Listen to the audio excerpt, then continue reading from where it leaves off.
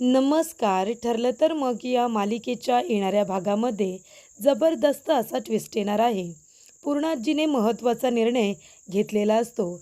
तिच्या मनामध्ये एक विचार आलेला असतो, की आपण अश्विन आणि तन्वीच्या लग्नाचा विचार केला तर? आणि पूर्णाजी कल्पनाबरोबर हे डिस्कस करते, की माझ्या मनामध्ये विचार आलाय, की आपण तन्वीचं आणि अश्विनचं लग्न करून देऊया. म्हणजे तन्वीसारखी चांगली सून या घरामध्ये येईल आणि सगळ्यांची काळजी घेईल. सुभेदार या घराण्याला शोभणारी अशी मला तन्वीच वाटते. तर इकडे प्रियाच्या आणि अश्विनच्या लग्नाचा विचार केल्यानंतर जेव्हा ही गोष्ट अश्विनला विचारली जाते, तेव्हा पूर्णाजीला अश्विन नकार देत नाही आणि तो म्हणतो, की तुम्हाला दोघींना जे योग्य वाटेल ते तुम्ही करा. जर तन्वीचा होकार असेल तर मी तिच्याबरोबर लग्न करायला तयार आहे.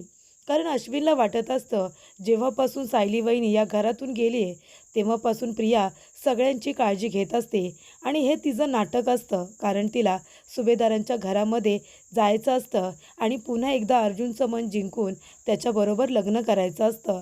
पण इथे पूर्णाजीने आता वेगळाच निर्णय घेतलेला असतो.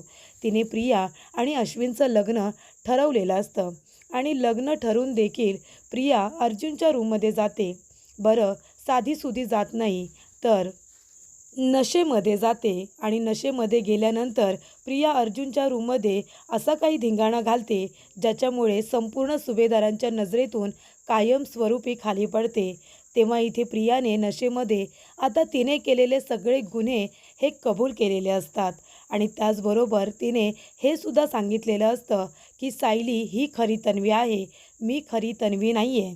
हे सगळं नशेमध्ये बोलल्यानंतर सुभेदारातील सगळ्याच लोकांच्या नजरेतून ती उतरलेली असते. त्यांना प्रियाचा खरा चेहरा कळलेला असतो आणि त्यामुळे प्रियाची हकलपट्टी ही करण्यात आलेली असते आणि त्याचबरोबर सायलीचा लक्ष्मीच्या पावलांनी पुन्हा एकदा सुभेदारांच्या घरामध्ये गृहप्रवेश होतो.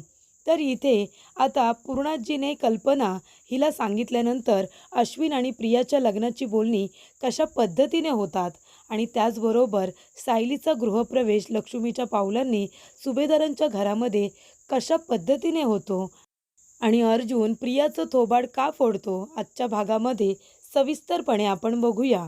तर इथे आता प्रिया सगळ्यांची काळजी घेण्याचं नाटक करत असते. तेव्हा सगळ्यांना असं वाटत असतं, की प्रियाची एक बाजू वाईट आहे आणि ती जर आपण सोडली तर प्रियासुद्धा खूप चांगली मुलगी आहे. सायली गेल्यापासून ती सगळ्यांची किती काळजी घेते. सायली तर आपल्या सगळ्यांबरोबर खोटं बोलली, खोटं खोटं वागली. तशी तन्वी अजिबात नाही आहे.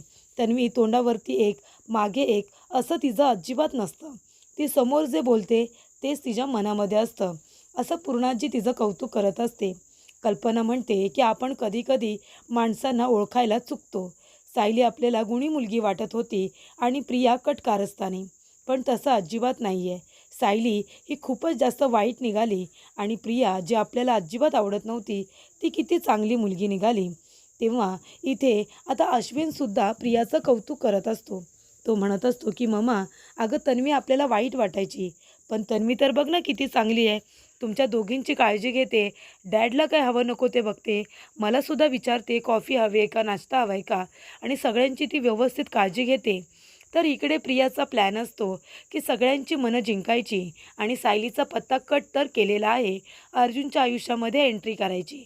पण इथे आता कल्पना आणि पूर्णाजी यांनी वेगळाच निर्णय घेतलेला असतो. त्यांनी आता अश्विन आणि प्रियाच्या लग्नाचा विचार केलेला असतो आणि तसं रविराज काकांजवळ बोलूनसुद्धा घेतलेलं असतं.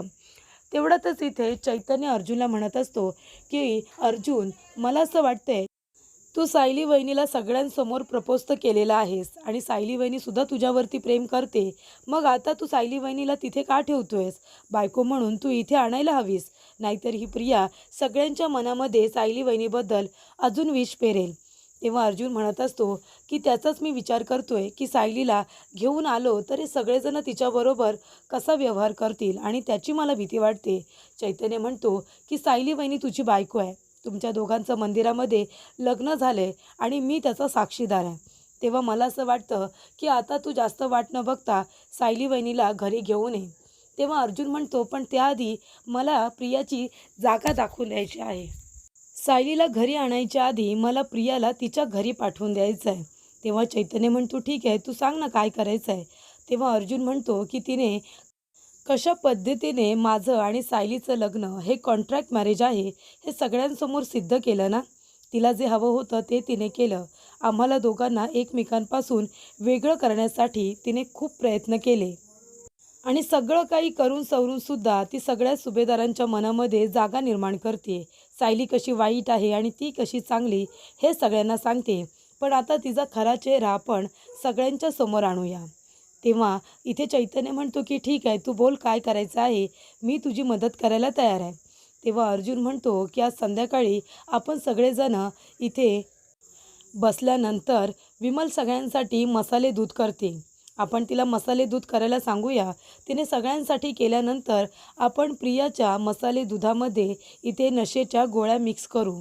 तर इथे आता नशेच्या गोळ्या मिक्स केल्यानंतर प्रिया स्वतःच्या तोंडाने तिचा गुन्हा कबूल करेल आणि आपल्याला तर तेच हवं आहे. तेव्हा इथे चैतन्य म्हणतो की ठीक आहे चालेल, मी तुझी मदत करायला तयार आहे. तर इथे ठरवल्याप्रमाणे अर्जुन आणि चैतन्य खाली बसलेले असतात. सायलीबद्दल वाईट साईड बोलत असतात.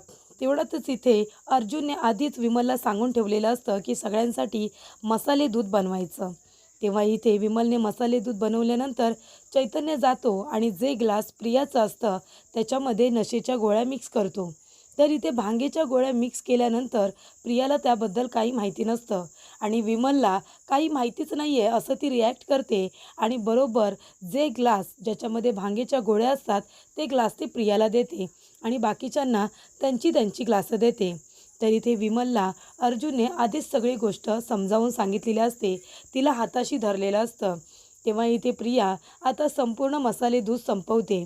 त्याच्यानंतर एका बाजूला ती अर्जुनकडे बघत असते.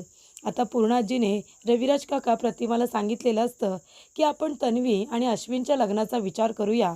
घरातली मुलगी आहे आणि एवढी चांगली मुलगी आहे, सगळ्यांना सांभाळून घेते, सगळ्यांची काळजी घेते. मग आपण तिचं आणि अश्विनचं लग्न केलं तर काय हरकत आहे. तेव्हा रविराज काकांना सुद्धा त्यांचा हा निर्णय मान्य असतो.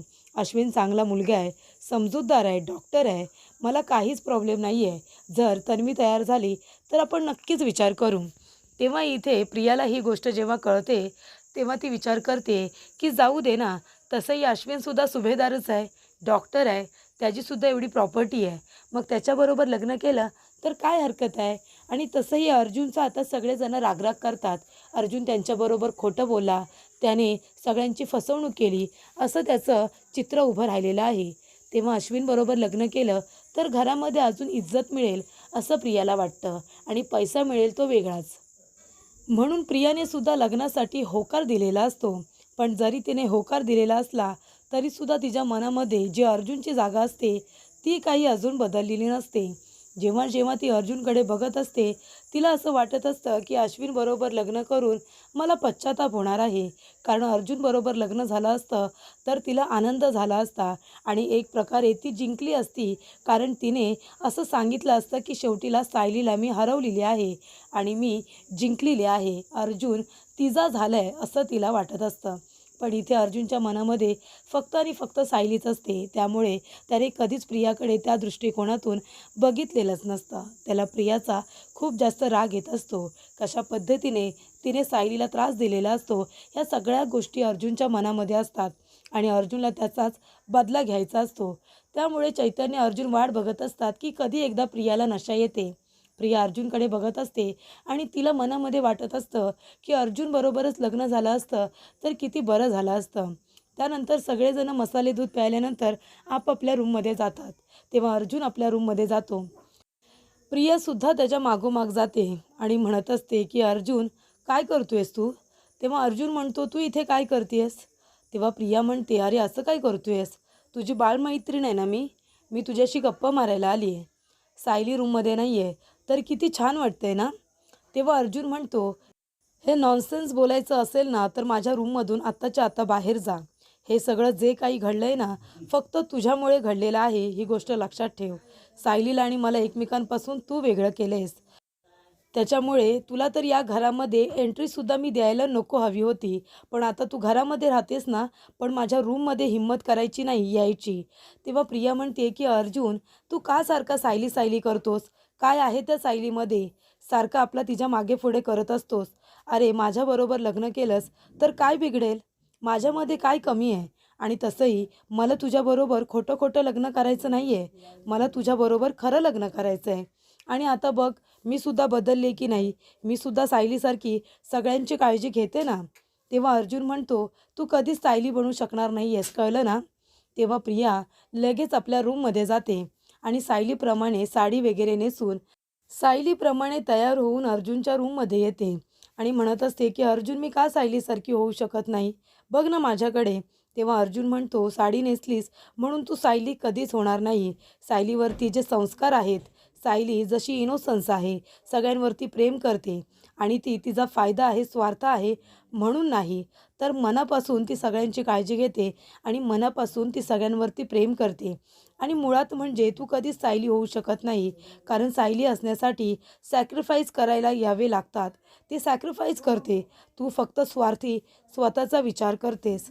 कळलं तुला? तेव्हा इथे प्रिया म्हणत असते, आता गप्प बस अर्जुन, एक शब्दसुद्धा बोलू नकोस. त्या सायलीला घरातून बाहेर काढली ना, तेच बरं झालं. मी कधीपासून तिला घरातून बाहेर काढण्याचा प्रयत्न करत होते आणि शेवटीला तेच झालं.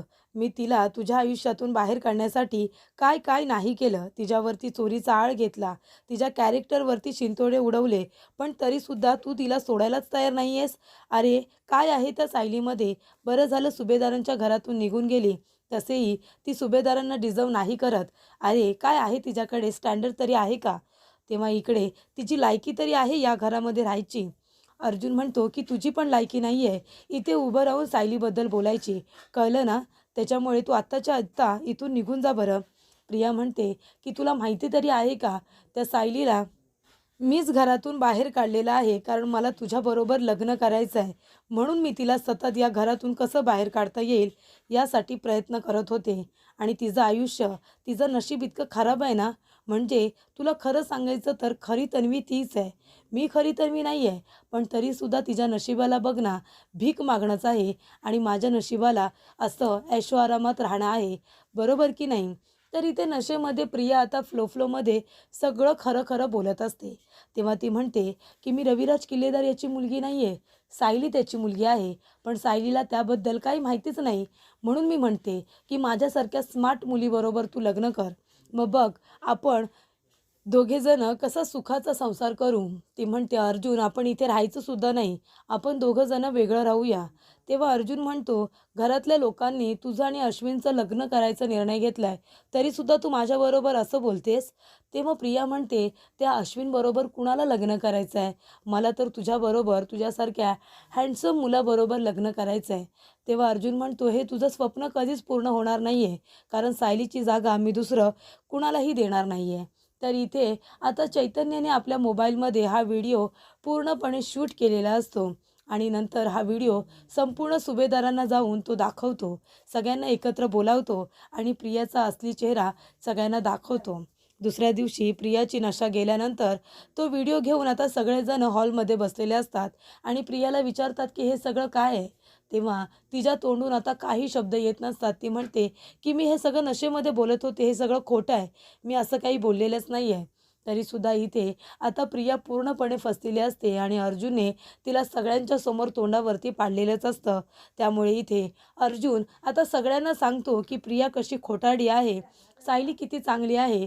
फक्त एक गोष्ट लपवली, कारण ते सुद्धा तुम्हाला कुणाला त्रास होऊ नये म्हणून.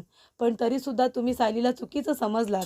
आत्तापर्यंत तुमच्या सगळ्यांची जी एवढी काळजी करत होती, तुमच्या सगळ्यांसाठी तिने तिचा जीवसुद्धा द्यायला मागे पुढे बघितलं नसतं. अशा सायलीला घरातून बाहेर काढून तुम्ही एका अशा मुलीला घरामध्ये आणलंत, जी सुभेदारांचं घर उद्ध्वस्त करण्यासाठी आली होती. आणि ती खरी तन्वीसुद्धा नाही आहे. खरी तन्वी तर वेगळीच आहे, ती म्हणजे माझी सायली. आणि अशा मुलीला तुम्ही सगळे डोक्यावरती घेऊन बसला होतात. तेव्हा इकडे सुभेदारांचे डोळे उघडलेले असतात. तेव्हा पूर्ण आजी पुन्हा एकदा तिच्या थोबाडीत देते. अर्जुनने सुद्धा तिचं थोबाड फोडलेलंच असतं आणि मग प्रियाला घरातून बाहेर काढलं जातं. आणि इथे सायलीची किंमत सगळ्यांना कळते. तेव्हा इथे मधुभाऊंकडे जाऊन आता सगळ्यांनी रिक्वेस्ट केलेली असते की जे काही झालं ते सगळं विसरून सायलीला पुन्हा सुभेदारांच्या घरी पाठवून द्या. तेव्हा इथे मानाने वाजत गाजत लक्ष्मीच्या पावलांनी आता सायलीचा पुन्हा सुभेदारांच्या घरामध्ये गृहप्रवेश होतो आणि प्रिया खोटाडी जिने आत्तापर्यंत तिचा संसार उद्ध्वस्त करण्यासाठी प्रयत्न केलेले असतात ती तोंडावरती पडत तिची घरातून हक्कलपट्टी करण्यात आलेली असते.